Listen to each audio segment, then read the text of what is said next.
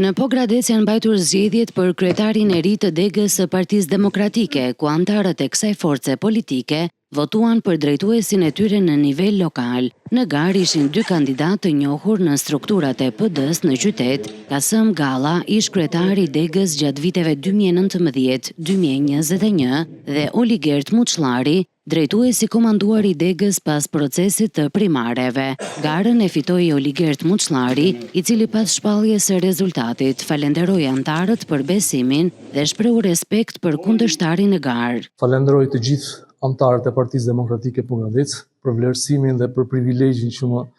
dhanë për drejtimin e degës së Partisë Demokratike Pogradec, por njëkohësisht edhe për përgjegjësinë e madhe që tashmë na pret në të ardhmen, sepse unë tashmë e në vazhdim e shikoj si një përgjegjësi që është detyrim shumë i madh për të gjithë demokratët, por edhe për të gjithë qytetarët e Pogradecit. Ishte një proces dinjitos, një garë shumë dinjitoze, vlerësim maksimal edhe për mikun tim, zotin Kasëm Galla, që ishim në këtë garë të dy, vlerësim maksimal edhe për atë, dhe me dëshirën e madhe dhe me angazhimin e më të madh shpresoj që ne si degë, si Parti Demokratike, të çojmë misionin tonë përpara, duke i rikthyer edhe bashkinë në drejtimin e Partisë Demokratike dhe